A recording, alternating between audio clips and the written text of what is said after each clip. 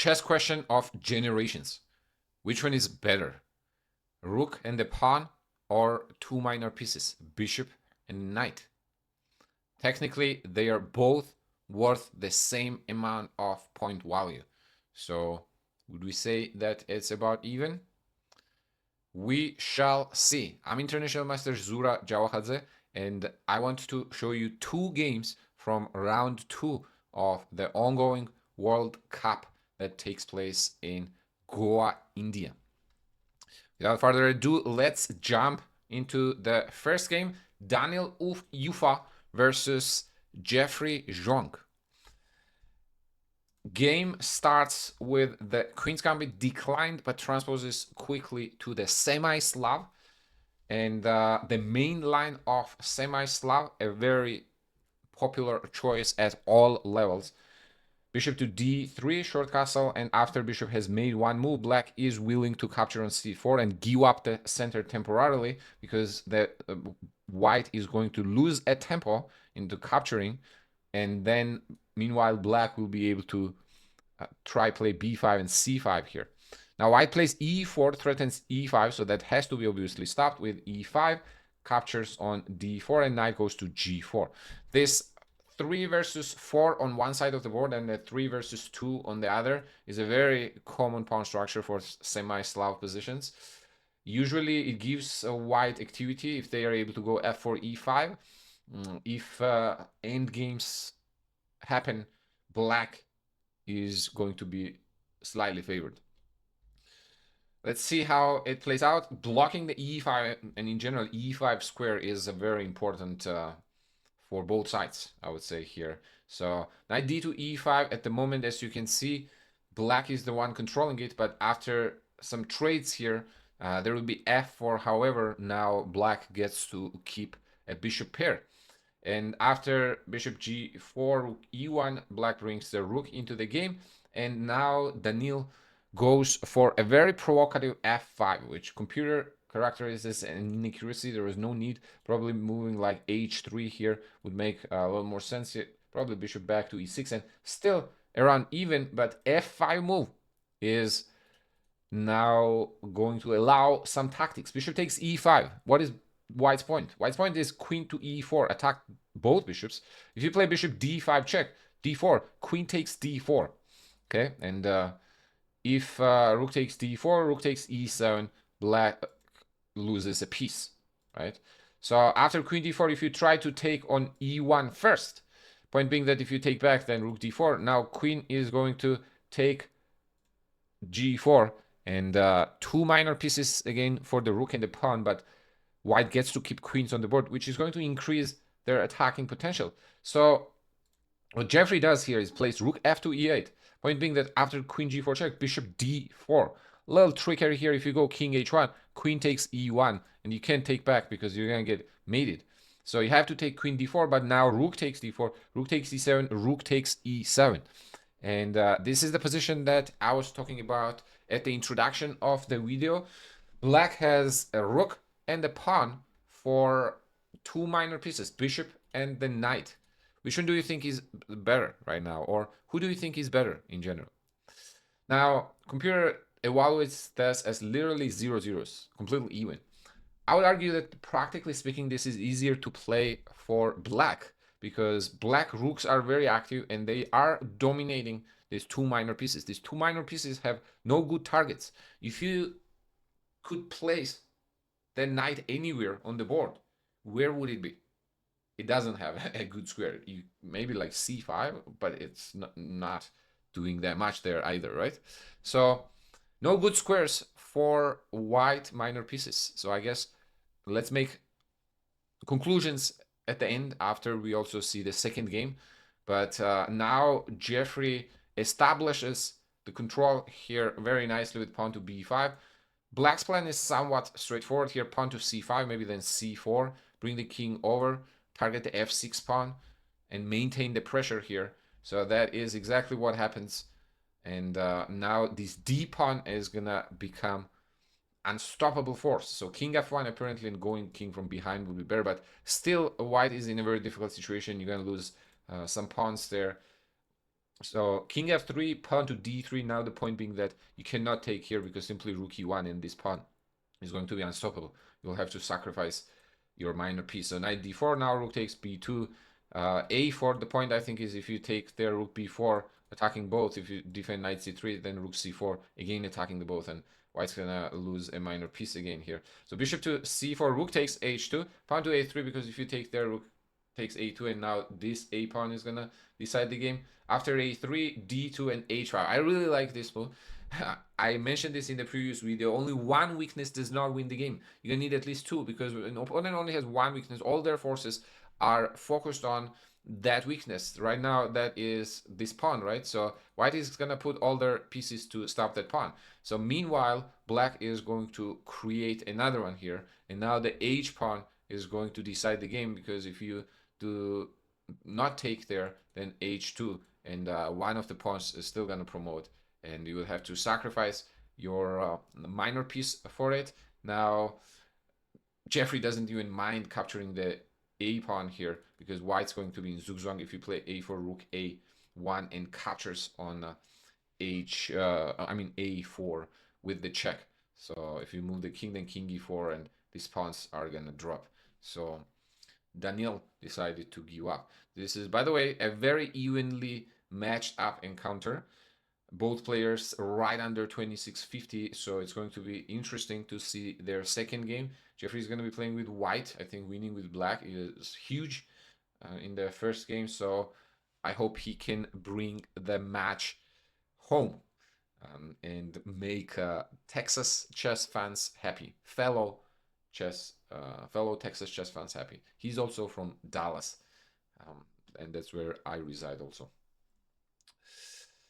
All right, now let me show you a different perspective. This was game one, right? Let me show you a game of a Vincent Keymer, probably the most improved player of 2025. Currently, he is, I believe, let's see, world number 4, 2775. That's very impressive.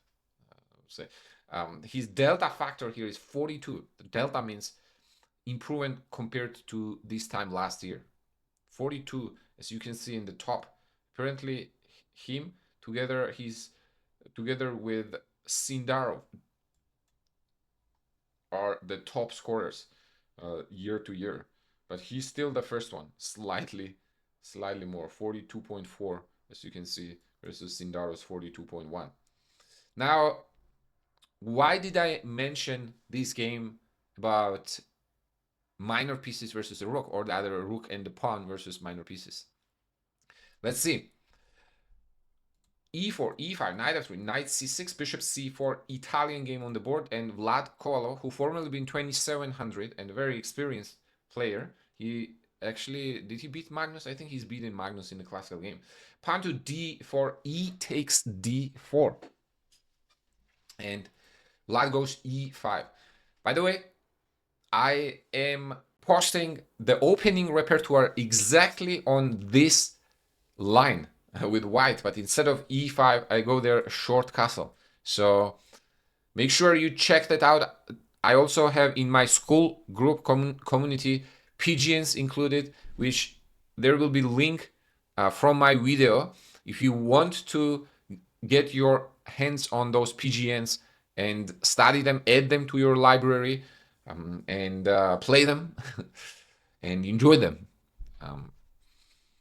that would be the way. Okay, so check that Italian video out, Aggressive Italian. The name is Aggressive Italian. I'm gonna link it, and then join my school group.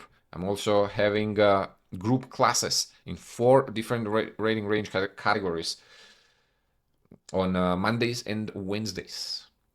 All right, now back to the game. Pawn to e5. Knight goes to e4. So I tell my students here that the main move for black is pawn to d5 to attack this bishop. But Vincent has a different idea. He wants to play knight e4, and apparently this is called the Du Bois variation. Bishop goes to e7. He does not play d5. After bishop d5 brings the knight back to c5. c3, white sacrifices the pawn here for the quick development and the space advantage and the lead development or advantage or leading development. That's what I was going to say. D takes c3, knight takes c3, short castle, bishop goes to e3. As we can see, white has a lot of initiative here, but Vincent says, I do not believe in ghosts. Let me see what you got here. Now, Vlad says, all right, there's nothing immediate there, so I'm going to try to bring my rooks in the center here. And that's what happens. Now, Vincent brings the knight back to a slightly more comfortable situation because on c5, it was more of a target. Now, it is the one targeting the light square bishop here. Rook e8, bringing the rook on the open file. Bishop to e4, knight returns back to e6. Bishop e3, bishop f8, tucked back. Pawn to a3, g6. Now, black fianchettos the bishop on the long diagonal, potentially. And after white plays b4, knight goes to e7. If bishop g7, what? There will be knight b5? Yes, probably. So knight e7, point being that if you go knight b5, black is going to have d5. Computer apparently says that you should forget about getting that pawn, immediately play something like queen a2 or just sit and wait, basically. And most likely that black will not be able to here successfully entangle without losing this pawn if they want to play for the win. If not, then it will probably end up in a draw. But knight b5 now allows d5, and white goes for knight a7. Why is this move given a question mark? Let's see. So what is the point? If we take on e4, rook takes d8, then we take the knight. If they take back, we take the rook. And now we have captured two minor pieces in the rook for a queen. That is more than the queen, a lot more than the queen, especially now pieces are well coordinated. Okay, it's important to understand different material imbalances. It's going to help your chess a lot.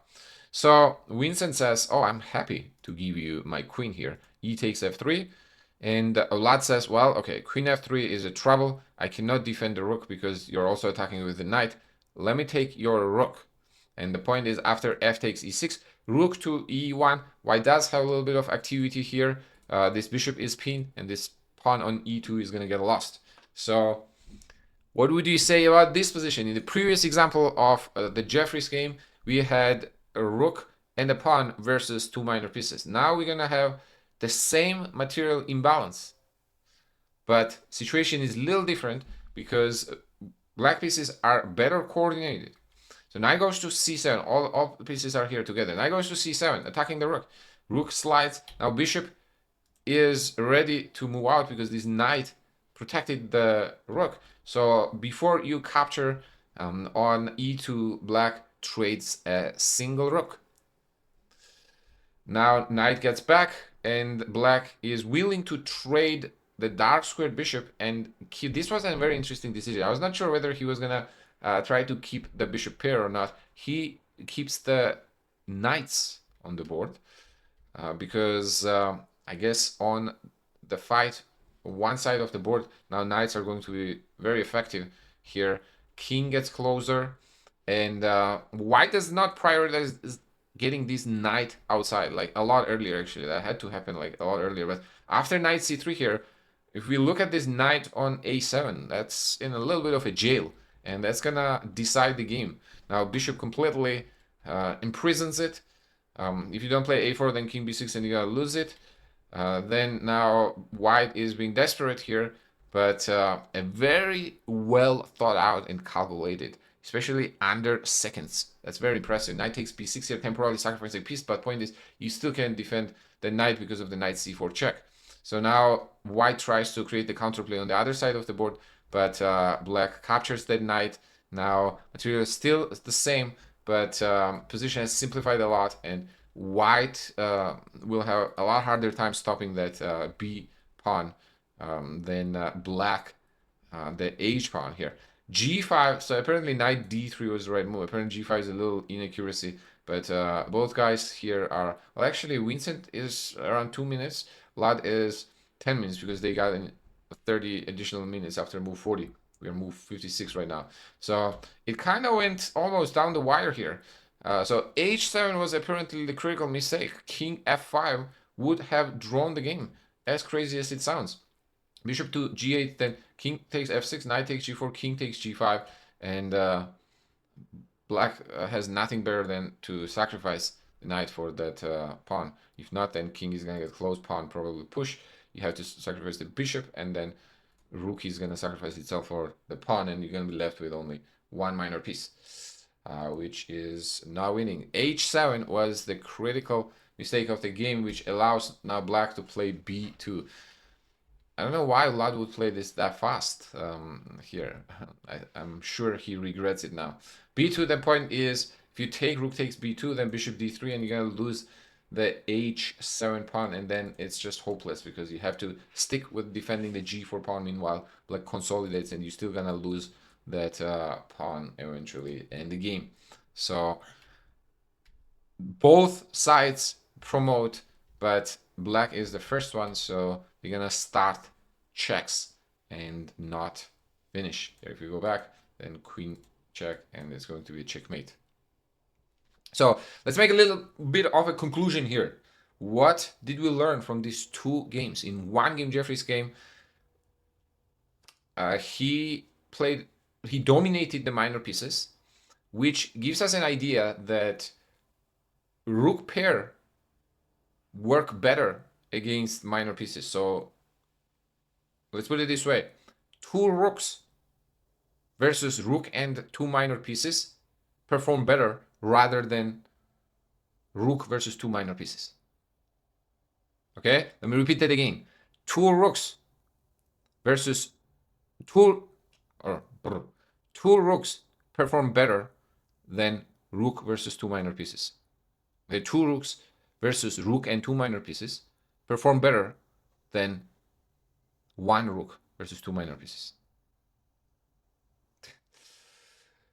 As we saw, Vincent traded the rooks, right, on a8. Okay, that was a very passive rook, but still, right here, after trading rooks, one rook was able to accomplish a lot less than in the previous game, Jeffrey's rooks. So that could be the big takeaway right there. Okay, obviously the piece activity also plays the big role. Normally two bishops supposedly better, right? But here, or bishop and knight supposedly better, but as we saw here, well, that was actually the same here, bishop and knight technically, right? Because knight cancel each other out. So piece activity would be the other indicator here, piece activity. So it depends on the piece activity. That's the conclusion. All right. I hope you learned a thing or two. Let me know if you did in the comments. Thumbs up, subscribe, and I'll see you in the next one.